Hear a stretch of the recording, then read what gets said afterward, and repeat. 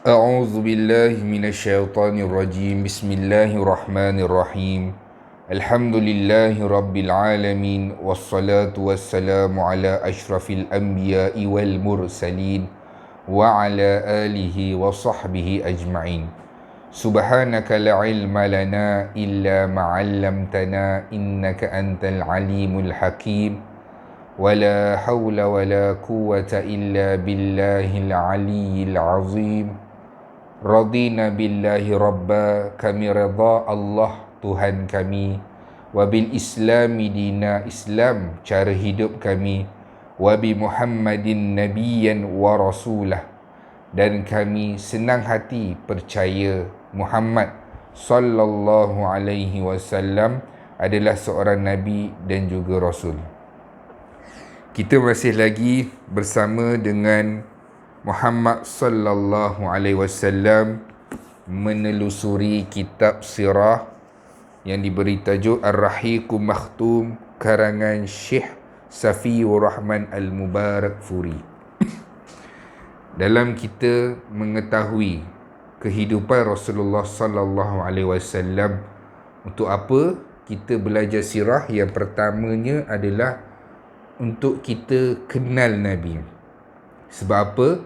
Tak kenal maka tak cinta. Jadi untuk wujudkan kasih sayang dan cinta dengan Rasul, kita mestilah kenal dengan Rasul kita dengan cara mempelajari sirah. Kerana apa? Semakin lama kita kenal dengan Rasulullah sallallahu alaihi wasallam, semakin banyak pengetahuan dan ilmu kita tentang perjalanan kehidupan Nabi Muhammad, dan semakin dalamlah cinta kita dengan Nabi Muhammad sallallahu alaihi wasallam. Sebab apa? Kita dah kenal satu susuk tubuh yang disayangi oleh Allah Subhanahu wa taala. Satu susuk tubuh yang Allah suruh kita taat. Ati Allah wa atiur Rasul. Taatlah kepada Allah dan taatlah kepada Rasul kamu. Dan untuk apa kita mengetahui? Untuk kita tahu dan belajar mengapa Muhammad sallallahu alaihi wasallam ini menjadi makhluk yang paling disayangi oleh Allah Subhanahu wa taala, cemerlang dari segi imannya, cemerlang dari segi ibadahnya, dan lulus semua ujian yang telah Allah berikan daripada lahir sampailah wafat. Dan Nabi Muhammad sallallahu alaihi wasallam mencapai tahap keimanan 100% sempurna dari segi keseluruhan yang Allah mahukan. Dan supaya kita apa? Dapat ambil iktibar dan pengajaran untuk kita contoh dan kita amalkan sunnah Nabi Muhammad sallallahu alaihi wasallam. Pada pertemuan yang lalu kita dah lihat bagaimana Rasulullah sallallahu alaihi wasallam diberikan penjagaan oleh Abu Talib, iaitu bapa saudara Muhammad sallallahu alaihi wasallam. Berapa lama Rasulullah sallallahu alaihi wasallam ini hidup bersama Abu Talib sehinggalah Rasulullah sallallahu alaihi wasallam mencapai umurnya 40 tahun. Dalam tempoh 40 tahun itulah Rasulullah sallallahu alaihi wasallam mendapat kasih sayang seorang ayah, pengganti ayah. Kata Rasulullah sallallahu alaihi wasallam, innahu abi ba'dal abi. Itulah bapaku selepas bapaku, iaitu Abu Talib. Kemudian kita melihat Rasulullah sallallahu alaihi wasallam mengikut Abu Talib berniaga di Syam, dan di situ Rasulullah sallallahu alaihi wasallam telah pun dikesan oleh seorang rahib Bahira, iaitu paderi yang berada di Syam. Apabila dia melihat ciri-ciri kenabian kepada di Rasulullah sallallahu alaihi wasallam, maknanya dia nampak ciri-ciri seorang nabi pada diri Muhammad sallallahu alaihi wasallam. Rahib Bahira ni daripada kejauhan lagi dia nampak awan melindungi rombongan Abu Talib, dia nampak pokok-pokok sujud apabila laluan itu dilalui oleh kabilah perdagangan Abu Talib, dan dia merasa hairan. Sebab apa? Perkara itu hanya berlaku kepada seorang Nabi ataupun bakal Nabi, dan dia pun mengundang kabilah Abu Talib ini untuk jamuan makan, dan Abu Talib pun rasa hairan. Sebelum ni dia pergi berdagang ke Syam, tak pernah pun ada jemputan sebegitu. Tapi pada ketika dia membawa Muhammad bersama rombongannya, dia dapat jemputan tu. Lalu Rahib Bahira ni menanyakan tentang Muhammad sallallahu alaihi wasallam kepada Abu Talib. Siapa ibu bapa ataupun siapa bapa kepada anak ini? Abu Talib kata, saya. Dia kata, kamu tipu. Innahu yatim. Dia kata, Muhammad ini orangnya anak yatim. Terkejut Abu Talib. Dia kata, macam mana kamu boleh tahu? Rahib Bahira ni, macam mana kamu boleh tahu? Rahib Bahira kata, segala ciri-ciri Rasul akhir zaman ada diceritakan di dalam kitab Taurat dan Injil. Kami, maknanya paderi ni yang mengamalkan, menghafal Taurat dan Injil yang sebenar, maknanya dalam tu memperincikan tentang Rasul akhir zaman, dan lebih dikukuhkan dengan ada tanda seperti kulit lebih di belakang Rasulullah sallallahu alaihi wasallam. Lalu Rahib Bahirah ni beri pesan kepada Abu Talib supaya hantar Muhammad balik ke Mekah. Sebab apa? Dikhawatiri apabila orang Nasrani ataupun Yahudi nampak, mungkin dia akan membunuh Muhammad sallallahu alaihi wasallam. Sebab apa? Orang Yahudi ni terkenal dengan pembunuh Nabi. Mereka membunuh Nabi. Tapi dia, Rahib Bahirah ni risau dengan keadaan itu. Dia kata, hantarlah balik Muhammad ni. Lalu Abu Talib pun mengarahkan utusan untuk menghantar Muhammad kembali ke kota Mekah. Itu sebahagian kecil tentang kehidupan Rasulullah. Kita nak sambung berkaitan dengan kehidupan Rasulullah ketika remaja. Dalam usia remaja, Rasulullah sallallahu alaihi wasallam tidak mempunyai lagi pekerjaan yang tetap.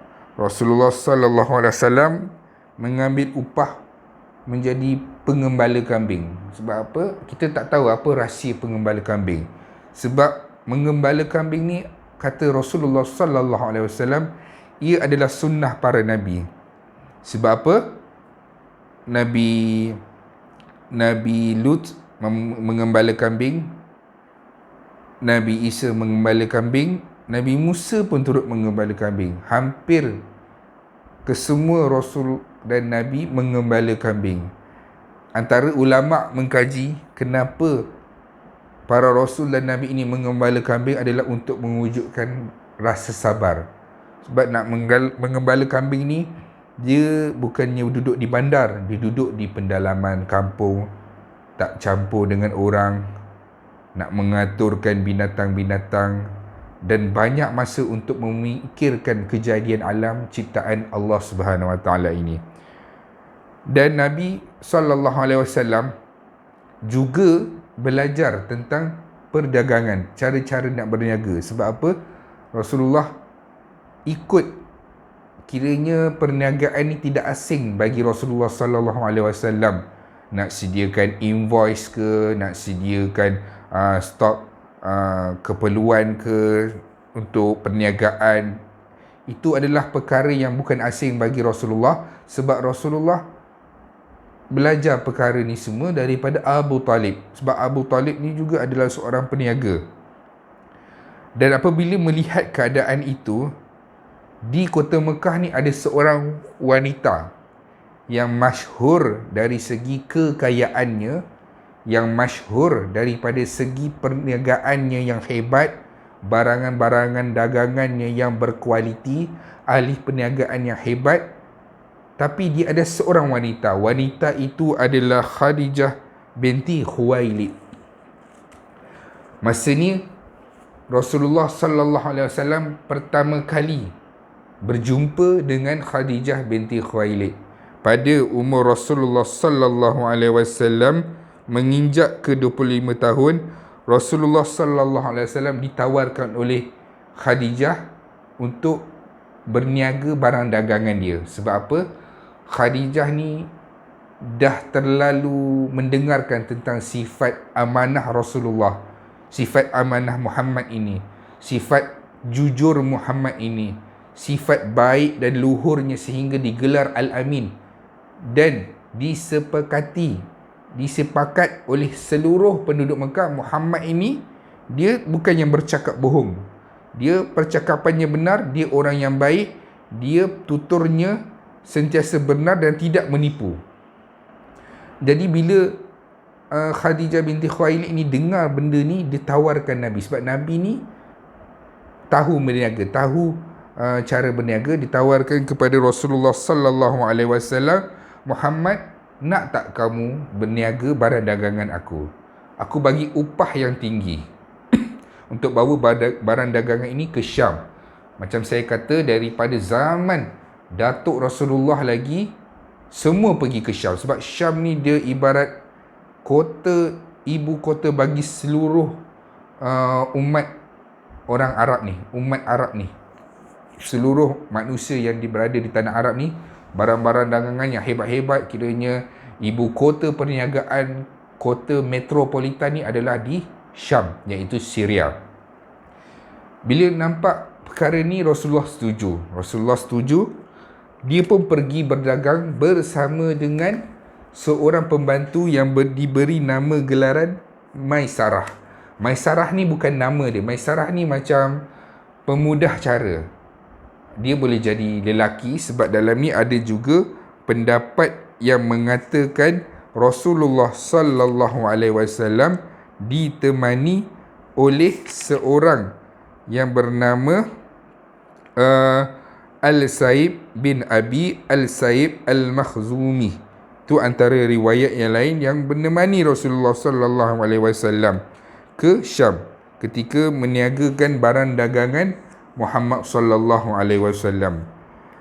Dan apabila melihat perkara tu, Khadijah pun memberikan peluang kepada Rasulullah untuk menjalankan perniagaan. Habis jalankan perniagaan, Rasulullah sallallahu alaihi wasallam balik ke kota Mekah dengan membawa hasil yang lumayan. Contohnya sebelum ni Khadijah biasa mengarahkan ataupun memberi upah kepada lelaki-lelaki lain untuk menjalankan perniagaan, tapi untungnya selalunya kalau diberi perniagaan tu 1,000, pulangan yang dibawa balik 1,500, macam tu. Tapi bila Rasulullah bawa balik perniagaan itu, diberikan perniagaan 1,000, Rasulullah bawa balik dalam 2,000, tak pun 2,500. Ini perkara yang sangat disukai oleh para peniaga, untung yang besar. Lalu Khadijah ni tanya dengan Maisarah ni, pembantu dia. Dia kata, macam mana Muhammad sallallahu alaihi wasallam ni berniaga? Bagaimana boleh dapat keuntungan yang macam ni, seumpama ini? Kata Maisarah, dia kata, aku belum pernah lagi melihat seorang lelaki yang baik, pertuturannya tidak bercakap kasar, tidak mengherdik ataupun menyergah orang sepanjang perjalanan daripada Mekah ke Syam, daripada Syam pulang semula ke Mekah. Muhammad ini dia menjalankan perniagaan dia dengan baik, dengan kata-kata yang lembut. Apabila orang tidak mampu membayar, dia mengurangkan harganya. Maknanya boleh bertolak ansur dalam perniagaan serta menarik minat. Benda inilah lagi orang minat datang. Contoh, kalau kita boleh lebih kurang dalam perniagaan dan tidak menipu dalam timbangan, orang lagi suka dan orang lagi nak repeat order.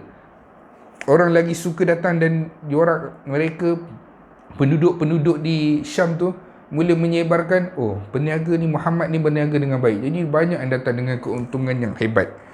Jadi bila melihatkan kebaikan Rasulullah sallallahu alaihi wasallam ni, Khadijah rasa terbuka hati untuk berkahwin. Sebab apa? Di kota Mekah bukan tak ada orang yang ingin meminang Khadijah. Ramai yang nak meminang Khadijah, antaranya pembesar-pembesar, peniaga-peniaga yang hebat-hebat di kota Mekah. Tapi Khadijah ni dia tolak kesemuanya. Tapi bila Muhammad melihat perwatakan dia yang sebegini, seumpama itu, terbuka hati Khadijah untuk berkahwin. Lalu Khadijah ni menyatakan hasrat dia kepada kawan dia yang bernama Nafisah binti Muniyah. Nafisah inilah yang berjumpa dengan Rasulullah sallallahu alaihi wasallam, menyatakan hasrat yang Khadijah ni suka dekat Muhammad. Khadijah ni suka kepada kamu, wahai Muhammad, dan dia ingin berkahwin dengan kamu. Ibaratnya Khadijah ni tanya dengan Rasulullah supaya Rasulullah ini meminang dia ataupun berkahwin dengan dia. Lalu Rasulullah sallallahu alaihi wasallam pun setuju. Dipendekkan cerita, Rasulullah setuju dan berbincang dengan bapa saudaranya. Akad nikah mereka dihadiri oleh Bani Hashim dan pemimpin Mudar. Pernikahan itu berlangsung setelah 2 bulan Rasulullah balik daripada Syam tu, pernikahan dilangsungkan.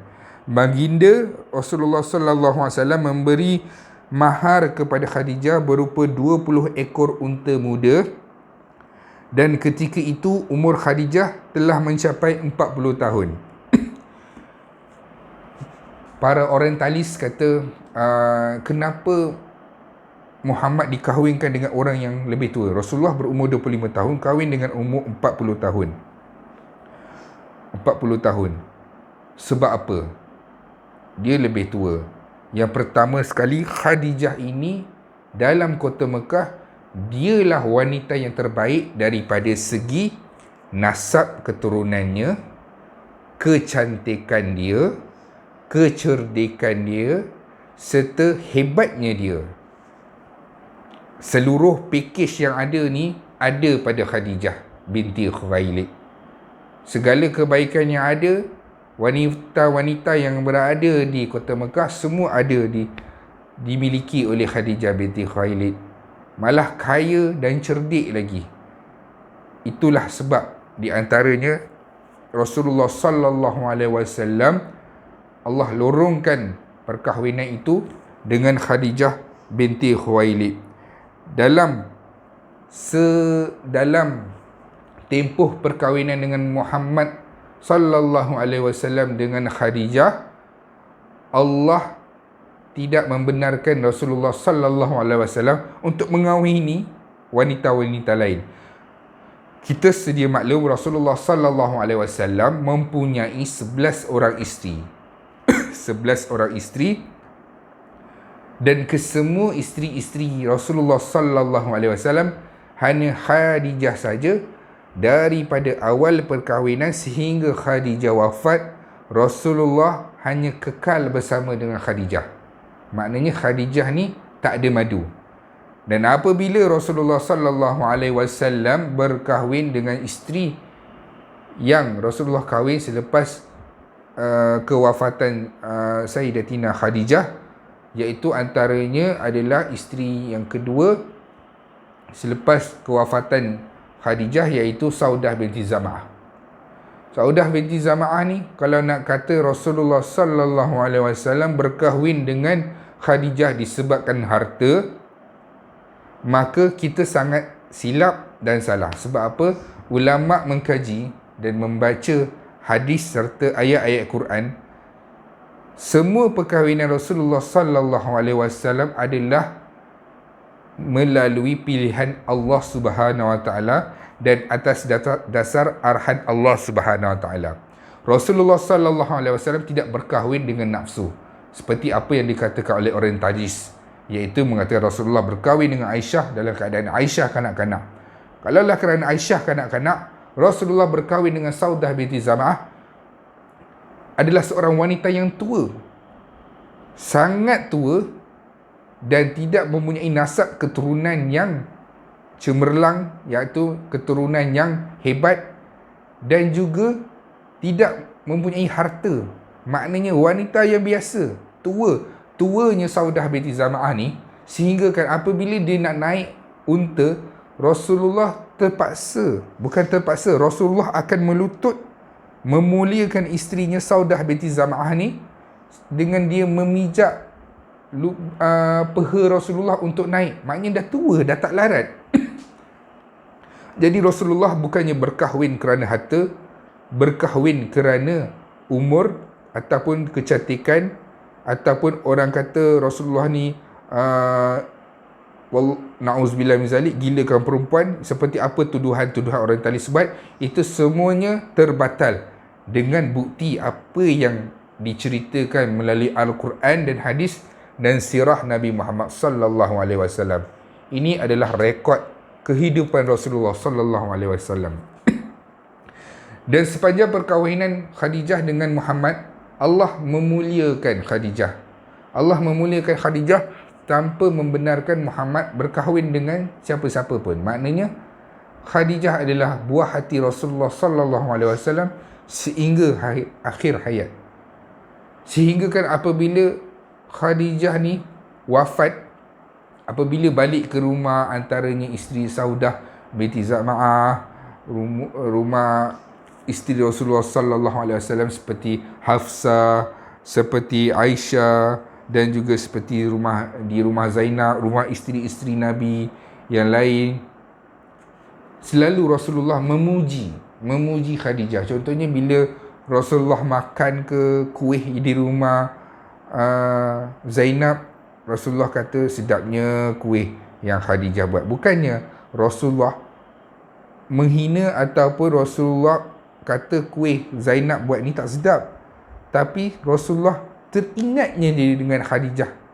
Cinta pertama, cinta yang telah Allah Subhanahu Wa Taala aturkan melalui daripada yang Allah arahkan ataupun Allah lorongkan.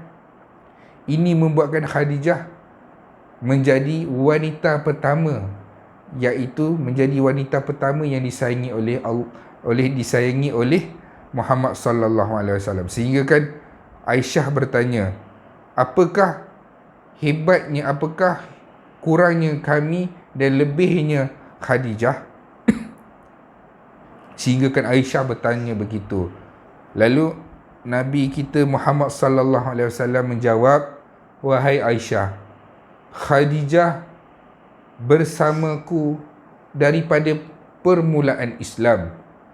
Khadijah wanita ataupun manusia pertama yang memilih untuk beriman denganku. Khadijah bersama aku di saat seluruh penduduk Mekah menghina aku, menyakitiku, mencerca aku, membuang aku. Khadijah ketika pemerintah Mekah, pemerintah Quraisy membuat satu piagam perjanjian yang diletakkan di satu tempat yang mulia di dalam Kaabah. Di dalam perjanjian itu, tiada siapa-siapa dibenarkan berjual beli, membeli, berkahwin ataupun dikahwini ataupun melakukan apa-apa urusan dengan Muhammad selain orang itu akan dihukum ataupun akan diseksa. Maknanya tak ada jual beli ataupun apa-apa sahaja perbuatan yang melibatkan dengan Muhammad dan ahli keluarganya. Khadijah tidak meninggalkan aku. Khadijah menghabiskan keseluruhan hartanya, sehinggalah hari Khadijah wafat tak ada apa pun yang tinggal buat Khadijah. Keseluruhan hartanya digunakan untuk dakwah suaminya dan untuk Islam. Sampailah satu ketika Jibril datang ke rumah Rasulullah sallallahu alaihi wasallam. Jibril kata, sekejap lagi Khadijah akan datang membawa makanan kepada kamu dan menghidangkan makanan. Beritahu kepada Khadijah, Muhammad, Allah Subhanahu Wa Taala kirim salam kepada dia, dan sampaikan salam aku juga kepada dia. Maknanya Allah kirim salam dengan Khadijah, Jibril pun kirim salam kepada Khadijah. Sampai je Khadijah, Rasulullah kata, tadi Jibril datang. Dia kirim salam kepada kamu dan dia menyampaikan salam Allah kepada kamu. Macam mana nak jawab? Takkan kita nak jawab Waalaikumsalam. Takkan kita nak doakan pula kepada Allah. Cerdiknya, yang saya katakan cerdiknya Khadijah ni, dia jawab dengan satu perkataan yang cerdik. Dia kata, Allahumma antas salam. Ya Allah, kamulah kesejahteraan. Allahumma antas salam wa minkas salam. Dan kepada kamu jugalah kesejahteraan. Lepas tu dijawab, dan untuk kamu, wahai Jibril, untuk Jibril didoakan kepada kamu, Jibril, kesejahteraan. Didoakan kepada Jibril. Maknanya cerdiknya Khadijah, fahamnya Khadijah ni dengan agama, sehingga kan belum lagi apa-apa, Allah dah bagi salam, Jibril bagi salam, dia pula menjawab salam dengan betul. Allahumma antas. Selalu yang kita baca wirid lepas main Allahumma antas salam wa minkas salam, yang kita selalu baca. Ucapan itulah yang diucapkan oleh Sayyidatina Khadijah binti Khuwailid. Dan Allah memuliakan dalam banyak-banyak anak-anak yang paling banyaklah yang dilahirkan dengan perkahwinan Khadijah, kecuali Ibrahim. Antaranya adalah anak-anak Rasulullah sallallahu alaihi wasallam dengan Sayyidatina Khadijah adalah Zainab, Qasim, Zainab, Ruqayyah, Ummi Kalthum, Fatimah dan Abdullah. Inilah anak-anak Nabi. Kalau kita tengok, Nabi pun bagi nama anak nama yang terbaik. Antaranya Ibrahim. Antara para Nabi selepas nama Muhammad, nama yang paling terbaik, Nabi yang paling terbaik adalah siapa? Ibrahim. Nabi bagi nama Ibrahim. Kemudian Nabi bagi nama yang Allah suka, Abdullah. Nabi bagi nama Abdullah. Itulah antara nama-nama anak Rasulullah. Jadi kita kena contohi Nabi dalam bagi nama anak pun, bagilah nama anak dengan nama yang baik, nama yang beri manfaat dari segi maksud dan juga nama itu sendiri. Kesemua anak Rasulullah sallallahu alaihi wasallam ini meninggal dunia ketika Rasulullah sallallahu alaihi wasallam masih hidup, kecuali Fatimah yang meninggal setelah 6 bulan kewafatan Nabi. Dalam 6 orang anak Nabi Muhammad sallallahu alaihi wasallam, seorang saja yang hidup selepas kematian ataupun kewafatan Muhammad sallallahu alaihi wasallam. Yang lain semuanya mati, wafat di depan mata Muhammad sallallahu alaihi wasallam. Ketika Nabi Muhammad memasukkan tubuh Ibrahim anaknya ke dalam liang lahat, kesemua anak Nabi, Nabi lihat kematiannya dan mengkuburkannya, menyemadikannya, mensolatkannya di depan mata Rasulullah sallallahu alaihi wasallam. Ketika kematian Ibrahim, Rasulullah berhamburan air mata, tapi tak ada suara, tak meratap, tak menyalahkan takdir. Rasulullah juga sama macam kita, dari segi sedih ada, lapar, Rasulullah juga perlu minum, mengantuk, ada sedih, ada gembira. Rasulullah sama seperti kita daripada sudut itu. Jadi ujian Rasulullah ni bertimpa-timpa. Allah uji Nabi dengan kesusahan, dan semua ujian itu Rasulullah sallallahu alaihi wasallam lulus kesemuanya. Awalnya kematian bapa, ibu, atuk, semuanya dekat-dekat. Lepas tu dah berkahwin, ada anak, anaknya seorang-seorang mati. 6 orang, 5 daripadanya mati di hadapan Rasulullah sallallahu alaihi wasallam. Itulah ujian beratnya. Ujian tersebut, ujian yang Rasulullah SAW dapat, beratnya ujian itu. Sebab itulah lagi berat ujian dan orang itu lulus, lagi tinggi makam dia di sisi Allah Subhanahu wa taala. Itu berkaitan dengan perkahwinan Nabi Muhammad sallallahu alaihi wasallam dengan Sayyidatina Khadijah binti Khuwailid. Nanti kita akan tengok lagi. Nama Khadijah ni akan banyak kita sebut di dalam fasa-fasa kehidupan Rasulullah sallallahu alaihi wasallam sebagai pendamping Rasulullah, penyejuk hati Rasulullah di saat Rasulullah menjadi orang yang disisihkan oleh kaumnya sendiri. Khadijah inilah yang memberi semangat. Kita tengok ya. Seterusnya, apabila Rasulullah sallallahu alaihi wasallam mencapai usia 35 tahun, orang Quraisy dah mula nak memikirkan nak membina Kaabah. Sebab Kaabah yang ada adalah susunan batu-batu yang sedikit lebih tinggi saja. Tinggi sikit saja lebih daripada manusia. Dalam lingkungan 9 hasta sejak dibangunkan pertama kali oleh Nabi Ismail. Kaabah tidak beratap. Kaabah ni tak ada bumbung. Ruangan dalam dia tu boleh kita lihat sebab tak ada atap. Jadi dikhawatiri betapa banyaknya pencuri sering memasuki dan memanjat dan melompat dari atas untuk mencuri barang-barang berharga yang ada di dalam Kaabah. Sebab Kaabah ni tinggi sikit saja pada manusia, jadi boleh panjat. Kemudian dia tak ada atap, maknanya ruangan dalam tu boleh lihat dan boleh kita nampak dalam dia. Dan bangunannya pun kelihatan tua dan usang dan rapuh, dan dinding-dindingnya pecah. Orang-orang Quraisy kalau boleh dia nak kekalkan kedudukan tu, maknanya nak kekalkan binaan asal itu. Sampailah 5 tahun sebelum menjadi Nabi, 5 tahun belum jadi Rasulullah ketika ni, belum menjadi Rasul, belum dilantik secara rasmi menjadi Nabi dan Rasul. Orang-orang Arab Quraisy fikir kita kena bangun Kaabah ni. Kaabah dah terlalu usang, terlalu uzur dan nak nampak hancur dan runtuh. Kita kena buat sesuatu. Maka mereka pun, orang-orang Quraisy ni kata, dia tahu Kaabah ni adalah sesuatu yang mulia. Ianya Kaabah ni adalah rumah Allah. Daripada kisah tentera Abraha tu, bila dia melihat Allah menjaga, melindungi Kaabah ni dengan menurunkan burung ababil yang lehernya seperti leher unta, menghancurkan tentera Abraha, maka penduduk Mekah rasa dan yakin bahawa Kaabah ini adalah rumah Allah.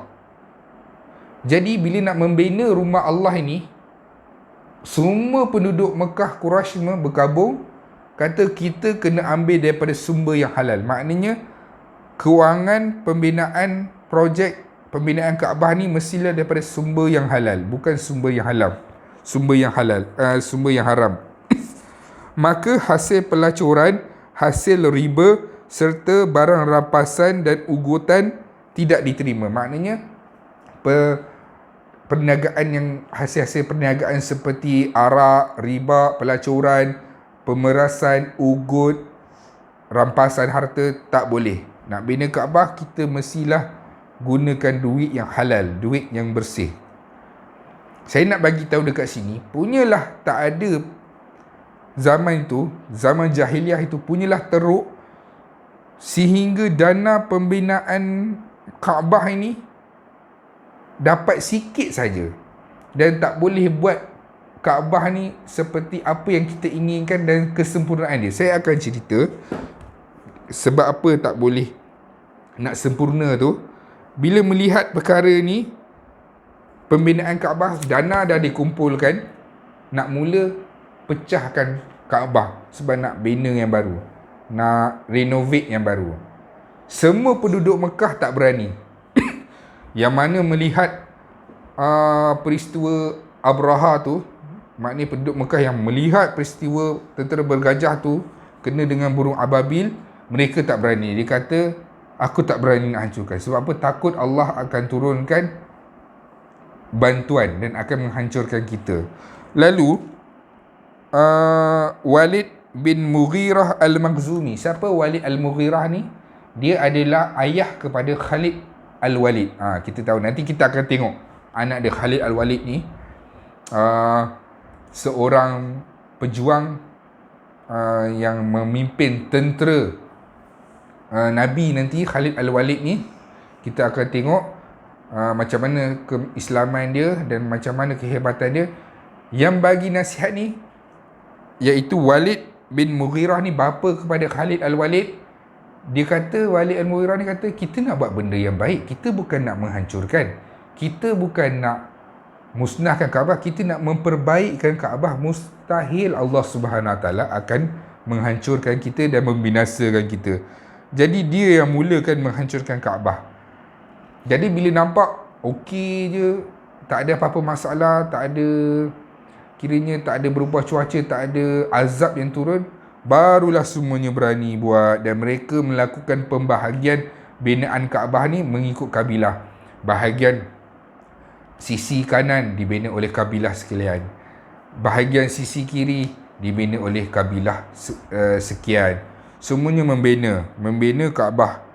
Dan apabila dalam fasa ingin meletakkan Hajarul Aswad, ini menjadi perselisihan faham. Sebab apa? Semua nak letak Hajarul Aswad. Hajarul Aswad ni, dia adalah satu benda yang datang ni daripada syurga. Maknanya satu benda yang datang daripada syurga ada di bumi ni yang bernama Hajarul Aswad.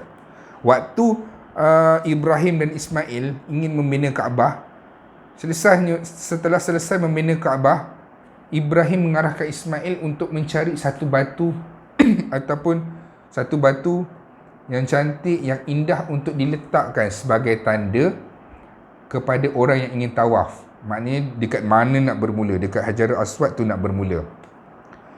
Lalu Jibril datang memberikan, dalam satu riwayat memberitahukan, Jibril turun memberikan batu Hajarul Aswad ni. Batu Hajarul Aswad ni ada dua riwayat. Satu riwayat menceritakan ianya bercahaya, cahaya yang hebat, sehingga Allah memadamkan cahaya itu supaya cahaya itu tidak mengganggu penglihatan orang. Maknanya tidak mudah untuk memandang cahaya tersebut. Dan ada satu riwayat yang memberitahu Hajarul Aswad ni, dia dulunya warnanya cerah, tapi apabila dicium, dikucup oleh manusia, ianya menjadi hitam disebabkan oleh dosa-dosa manusia yang melekat di Hajarul Aswad itu. Jadi dia adalah batu hitam. Asalnya batu itu adalah putih.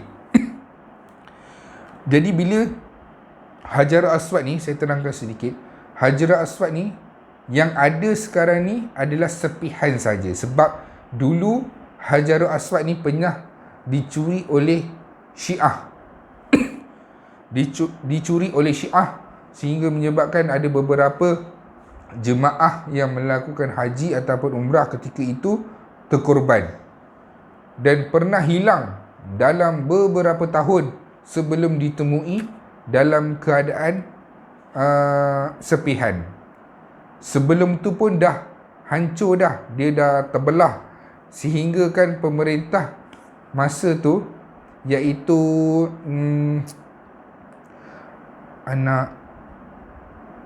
anak kepada Zubair bin Awam, kalau tidak silap saya, anak kepada Zubair bin Awam, dia kembalikan sebab pernah banjir ketika tu, Mekah pernah banjir, batu tu jatuh dan pecah dan diikat dengan perak, cantiklah.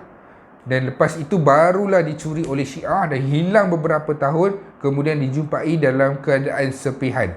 Jadi apa yang kita cium dalam Hajarul Aswad tu, ianya adalah sepihan saja. Kalau kita tengok dia ada sepihan, lebih kurang dalam 6 sepihan. Dia bukanlah keseluruhan tu. Jadi jangan kita cium tepi tu penuh dengan aliu orang. Hajarul Aswad tu dia adalah sepihan ketika situ. Dan Nabi pernah menciumnya. Kata Saidina Umar dalam satu kisah, aku tidak mencium kamu kerana kamu adalah batu dan tak boleh memberi manfaat kepada aku. Tapi disebabkan Nabi mencium kamu Hajar Aswad, aku pun turut mencium kamu kerana Nabi membuat perkara itu. Itu antara kisah Hajar Aswad. Berbalik kepada kisah tadi, bila nampak pemimpin Mekah ni ataupun kabilah-kabilah Mekah ni berebut nak meletakkan Hajarul Aswad ni, sehinggalah ada seorang ataupun kabilah ni dia sampai mencelupkan, menitiskan darahnya di dalam mangkuk. Kata, Walau bagaimanapun kami yang akan meletakkan Hajarul Aswad ini, sebab ia satu kemuliaan. Kalau tidak, apa pun terjadi, kami nak berperang. Kabilah lain pun cakap, ya kami pun nak berperang.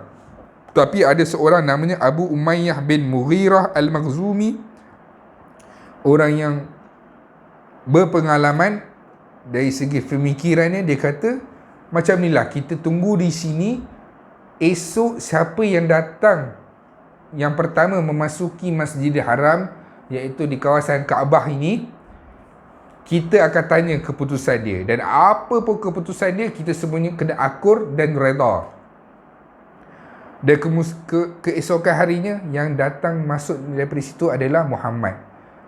Daripada pintu mana dia masuk, kalau kita tengok sekarang ni, kawasan pintu yang belah orang buat sa'i tu, dekat situlah Nabi masuk. Dari situ saya tak pasti nama pintunya apa sekarang. Daripada situ pintu Nabi masuk. Dan semua kabilah tu bila nampak, dia kata, ini dia Al-Amin, kami reda terhadapnya, inilah Muhammad. Maknanya bila nampak Muhammad yang datang masuk tu, kalau ini kami setuju dan kami akan sokong apa saja tindakan dia. Maknanya orang percaya, senang hatilah yang masuk tu Muhammad, terkenal dengan gelaran Al-Amin, jujur, baik, cakap benar, tak menipu, menyantuni semua orang, akhlak yang baik. Jadi kami setuju. Nabi mereka menceritakan permasalahan mereka kepada Nabi Muhammad. Itu Nabi Muhammad menyelesaikan dengan cara ada kain. Dihamparkan kain yang ada 4 penjuru. Satu kabilah pegang setiap penjuru, ada 4 kabilah. Masing-masing pegang, angkat Hajar Aswad, diletakkan di tengah, bawa hampir dekat tempat nak letak Hajarul Aswad tu, Nabi Muhammad sendiri yang ambil dan letakkan. Jadi ia adalah satu perkara penyelesaian yang bagus. Nabi puji perkara itu. Sebab apa? Satunya, tak ada pertumpahan darah, dan kita mengelakkan daripada peperangan dan perpecah belahan. Okey. Dan sampailah fasa akhir pembinaan Kaabah, mereka membiarkan bahagian sebelah utara. Maknanya sebahagian sebelah utara, yang sebelah utara ni bahagian yang orang kata Hijr Ismail. Hijr Ismail tu saya nak bagi tahu di awal tadi, masa mereka mengumpulkan harta yang halal, punyalah teruknya jahiliahnya orang-orang Mekah ini, sampai tak cukup dana daripada harta yang halal, sehingga kan terpaksa dikecilkan sikit pembinaan Kaabah tu. Maknanya Hijr Ismail tu adalah sebenarnya adalah bahagian Kaabah. Kalau kita solat di bahagian Hijr Ismail yang bentuk U tu, dalam tu, maknanya kita solat di dalam Kaabah. Dan apabila orang tawaf, mereka ambil shortcut lalu dekat pintu masuk Hijr Ismail tu, dia punya tawaf pusingan itu sahaja terbatal. Maknanya dia kena buat balik, ulang balik tawaf yang dia terbatal tu. Sebab itu adalah bahagian daripada Kaabah. Punyalah tak ada dana yang cukup untuk membina Kaabah, sampaikan terpaksa dikecilkan. Nampak tak betapa jahiliahnya, banyaknya penyelewengan, pemerasan, pelacuran, ugut orang sana sini, riba, sehingga kan tak ada harta yang halal untuk membina Kaabah. Dan juga ada beberapa kawasan dekat situ yang diberi nama Shazarwan. Shazarwan ni kalau kita tengok dekat sisi Kaabah tu, dia ada macam ini dinding Kaabah, dia ada macam ini sikit, atau baru ada macam ni.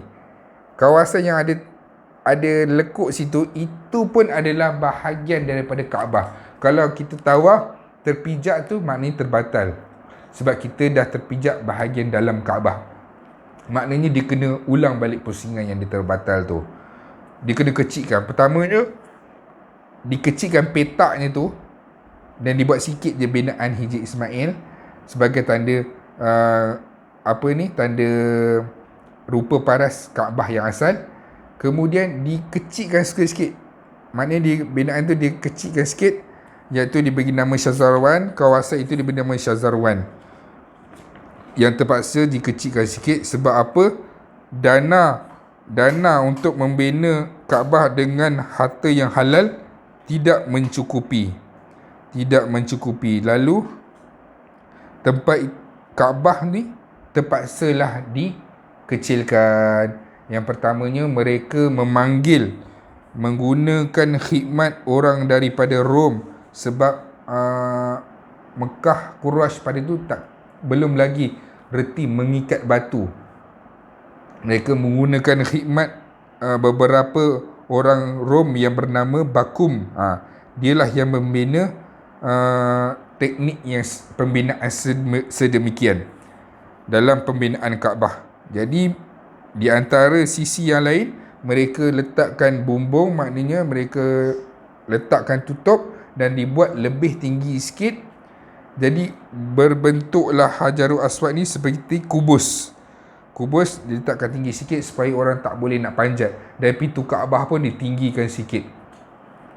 Itulah serba sedikit tentang kisah Rasulullah sallallahu alaihi wasallam daripada permulaan Rasulullah berniaga, berkenalan dengan Khadijah, isteri Rasulullah sallallahu alaihi wasallam yang dimuliakan oleh Allah. Kemudian kita dah kenal juga beberapa anak Nabi yang kesemuanya meninggal dunia di saat Rasulullah sallallahu alaihi wasallam hidup, kecuali Fatimah seorang saja. 6 bulan kewafatan Nabi, Fatimah pula yang wafat. Kemudian kita dah tengok juga beberapa kisah ketika Rasulullah berumur 35 tahun setelah kahwin dengan Khadijah, belum lagi jadi Rasulullah menyelesaikan satu peristiwa apabila ingin meletakkan Hajarul Aswad. Sebab apa? Kaabah dibina semula cantik-cantik, elok-elok, tapi dana tak cukup, Kaabah terpaksa dikecilkan, sehingga kan wujudnya Hijr Ismail untuk menandakan sebagai itu adalah kawasan Kaabah, dan dikecilkan sikit lagi binaan sisi kiri, kanan dan tepi yang diberi nama Syazarwan, binaan kecil tu untuk mengekalkan lokasi asal bentuk Kaabah. Kemudian diletakkan bumbung dan diletakkan pintunya pun ditinggikan sikit supaya orang tak mudah memasuki. Itulah serba sedikit tentang kisah sirah yang saya kongsikan pada hari ini. Semoga kita mengambil pengajaran, dan insya-Allah untuk sesi akan datang kita akan tengok tahun-tahun, iaitu kepribadian menakjubkan sebelum dilantik Rasulullah sallallahu alaihi wasallam dan juga kenabian dan kerasulan. Satu tajuk yang kita tunggu-tunggukan dan satu tajuk yang mulia yang kita nantikan, iaitu pelantikan Rasulullah sallallahu alaihi wasallam dan juga peristiwa hampir-hampir nak jadi Rasul tu, apa yang berlaku, betul ke Rasulullah sallallahu alaihi wasallam duduk di Gua Hira, kita akan tengok nanti. Semoga sekadar itu dulu. Moga yang baik itu datang daripada Allah, yang lemah adalah kelemahan saya sendiri. Wallahu a'lam. Assalamualaikum warahmatullahi wabarakatuh.